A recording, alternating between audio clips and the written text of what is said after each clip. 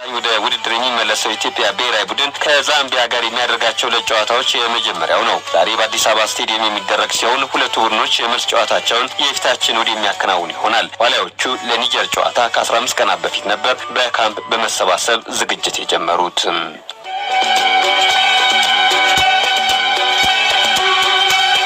8 ቢሊዮን ብር በላይ በሆነ ከፍተኛ ወጪ በመገንባት ላይ የሚገኘው የአዲስ አበባ ስቴዲየም በፍጥነት ተጠናቆ ለታለመለት ዓላማ እንዲውል ፍላጎት መኖሩ ተነገረ። የግንባታው ስራ ሁለተኛ ምዕራፍ ላይ ቢገኝም የሰው ኃይልና የግንባታ ቁሳቁስ ባለመሟላቱ በተያዘለት ጊዜ ማጠናቀቅ አስቸጋሪ ሊሆን ይችላል የሚል ስጋት ተደቅኗል። በዚህ ጉዳይ ላይ ግምገማ የተቀመጡት የኮሚሽኑ ባለስልጣናት ያሉት ክፍተቶች ተቀርፈው ግንባታው እንዲፋጠን አሳስበዋል።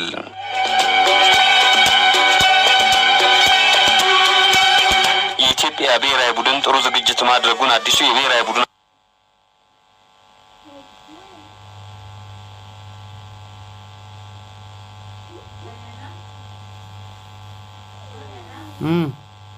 ቢሊዮን ብር በላይ በሆነ ከፍተኛ ወጪ በመገንባት ላይ የሚገኘው የአዲስ አበባ ስቴዲየም በፍጥነት ተጠናቆ ለታለመለት ዓላማ እንዲውል ፍላጎት መኖሩ ተነገረ። የግንባታው ስራ ሁለተኛ ምዕራፍ ላይ ቢገኝም የሰው ኃይልና የግንባታ ቁሳቁስ ባለመሟላቱ በተያዘለት ጊዜ ማጠናቀቅ አስቸጋሪ ሊሆን ይችላል የሚል ስጋት ተደቅኗል። በዚህ ጉዳይ ላይ ግምገማ የተቀመጡት የኮሚሽኑ ባለስልጣናት ያሉት ክፍተቶች ተቀርፈው ግንባታው እንዲፋጠን አሳስበዋል።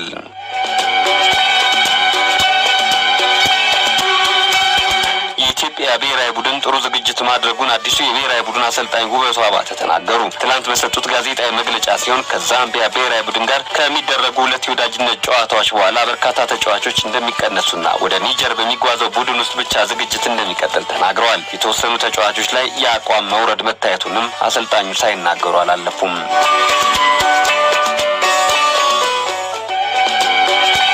አርሰናል በመጪው ጥር በሚከፈተው የዝውውር መስፈርት ተጫዋቾች መካከል ቢያንስ አንዱን ያዘዋውራል ተባለ። ከአርሰናል ጋር ስሙ በቅርበት ተያይዞ ከነበሩ ተጫዋቾች መካከል የሊዮኑ ኮከብ ሆስኒ አዋር አንዱ ሲሆን በጥር የተጫዋቾች የዝውውር መስኮት ወቅት መዳረሻውን ኤሚሬትስ እንዲያደርግ አርሰናል ከወዲሁ ጥረት መጀመሩ ተመልክቷል። አርሰናል ፈጣሪ አማካኝ ተጫዋች ለማዘዋወር ቅድሚያውን ይሰጣል ተብሏል።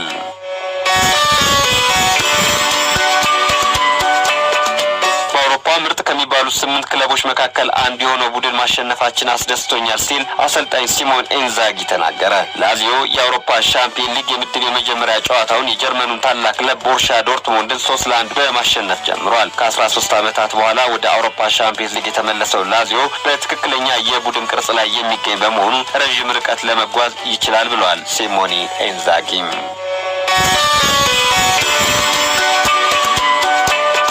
ሊቨርፑል አንጋፋውን የተከላካይ ስፍራ ተጫዋች ቨርጂል ቫን ዳይክን የሚተካ ተጫዋች ለማዘዋወር በዝግጅት ላይ ነው ተባለ። በአስከፊ ጉዳት የተነሳ እስከ ዓመቱ መጨረሻ ድረስ ከጨዋታ መራቁ ያሳሰባቸው አሰልጣኝ የርገን ክሎፕ ቦታውን ለመሸፈን ሁለት ተጫዋቾችን በአማራጭነት ይዘዋል። አንደኛው የላይፕዚጉ አባማካኖ ሲሆን ሌላኛው ደግሞ የቼልሲው ሩዲገር ነው ተብሏል። ክሎፕ ከሁለቱ አንዳቸውን ለማዘዋወር ብርቱ ጥረት ለማድረግ ተዘጋጅተዋል።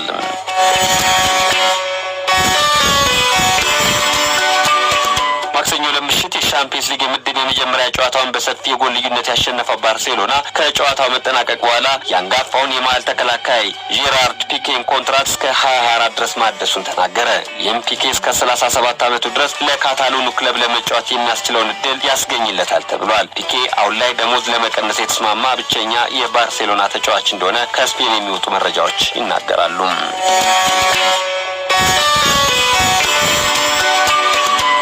ከፍተኛ ጫና ውስጥ ከሚገኙ አሰልጣኞች መካከል አንዱ የሆነው ፍራንክ ላምፓርድ የኔ ቁጥር 1 ግብ ጠባቂ ኤድዋርዶ ሜንዲ ነው አለ። ባለፈው ክረምት ክለቡን የተቀላቀለው ሜንዲ በርካታ ዋጋ የሚያስከፍሉ ስህተቶች በመፈጸም የሚታወቀውን ኪፓን የሚተካ ይሆናል። የዓለማችን ውዱ ግብ ጠባቂ ኪፓ በቼልሲ ቤት ቋሚ ተሰላፊ መሆን የሚችልበት እድሉ አክትሟል ተብሏል።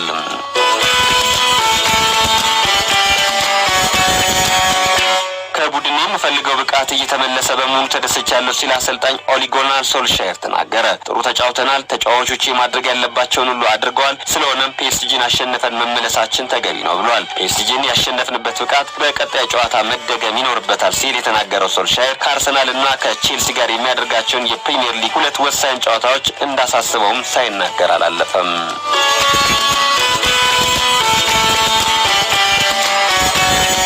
በማንቸስተር ዩናይትድ በመሸነፋቸው ክፉኛ የተበሳጨው ኪሊያን ምባፔ ልቡ ያለው ማድሪድ ነው ሲሉ የቀድሞ አሰልጣኙ ኡናይ ኤምሬ ተናገሩ። ስፔናዊ አሰልጣኝ ወደ አርሰናል ከማምራታቸው በፊት የፒኤስጂ አሰልጣኝ ሆነው የሰሩ ሲሆን በዚህ ወቅት ኪሊያን ምባፔ ወደ ሪያል ማድሪድ ለመዛወር በከፍተኛ ሁኔታ ትኩረት ሰጥቶት ያስብበት እንደነበር አውቅ ነበር ብለዋል። በመሆኑም ወደ በርናባው የማምራቱ ፍላጎት የዛሬ ሳይሆን ቀደም ብሎ የነበረ ነው ሲሉ ሚስጥሩን ይፋ አድርገውታል።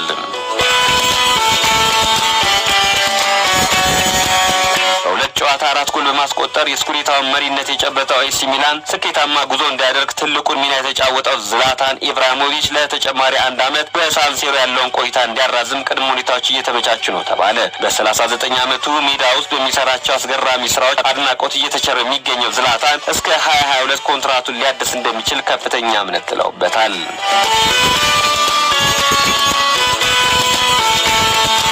አርሰናል እምነት አግድሏል በማለት ጀርመናዊ አማካይ ሜሱት ኦዚል ጠንካራ ተቃውሞ አሰማ። አሰልጣኝ ማይክል አርቴታ ሜሱት ኦዚል ከፕሪሚየር ሊጉ ስኳድ ውጪ ማድረጉን ተከትሎ ነው ተቃውሞ ያሰማው። ውሳኔው ልቤን ሰብሮታል ሲል አምሮ የከሰሰው ኦዚል ክለቡን እየወደደው ሳይወድ በግድ ለመልቀቅ መወሰኑን ተናግሯል። የቀድሞ የቡድኑ ተጫዋች የነበረው ሜርትሳከር ደግሞ ጥፋቱ የክለቡ ሳይሆን የኦዚልና የቤተሰቡ ነው ሲል ይከላከላል።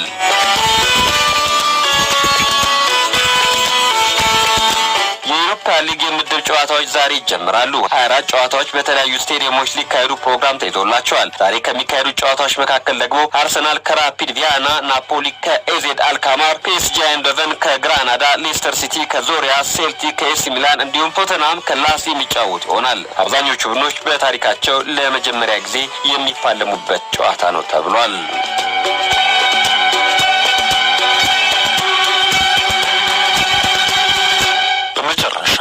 እግር ኳሱን የሚያስንቀው ገቢ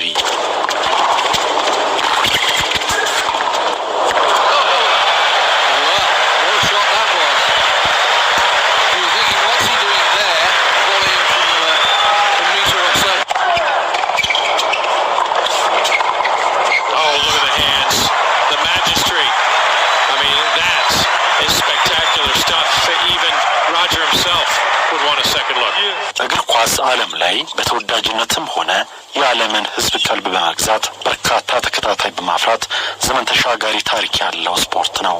ለመዝናኛ ተብሎ የተጀመረው እግር ኳስ ዛሬ ላይ የዓለም ኢኮኖሚ ላይ የበረታ ሚና ያለው የኢኮኖሚ መዘወሪያ መሳሪያ ሆኗል። ብዙዎቹ ሀገራት እግር ኳስን ከመዝናኛነት አሻግረው ኢኮኖሚያቸው ላይ ድርሻ እንዲኖረው በማድረግ በቢሊዮን የሚቆጠሩ ዶላሮችን ይሰሩበታል። በዚህ የተነሳ አሁን እግር ኳስ መዝናኛ ብቻ ሳይሆን የኢኮኖሚ አውታር ሆኗል። ሽልማቶች፣ ደሞዝና ጥቅማ ጥቅሞችም በሚያስገርም ፍጥነት እያደጉ ዓለም ላይ የመነጋገሪያ ርዕስ እስከመሆን ደርሰዋል።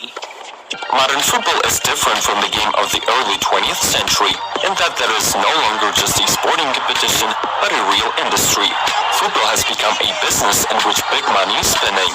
While some clubs have very modest financial capabilities, others are ready to throw hundreds of millions for a footballer to play on their የተጫዋቾች የዝውውር ዋጋ ጣሪያ ነክቷል። ይህ ሁሉ ቢሆንም እንደ ሜዳ ቴኒስ የመሳሰሉ ትኩረት ሳቢ ውድድሮች ላይ ግን በርቀት ተቀምጦ በቀላሉ መድረስ የሚችልበት አቅም አጥቶ መዳከር ግድ ሆኖበታል።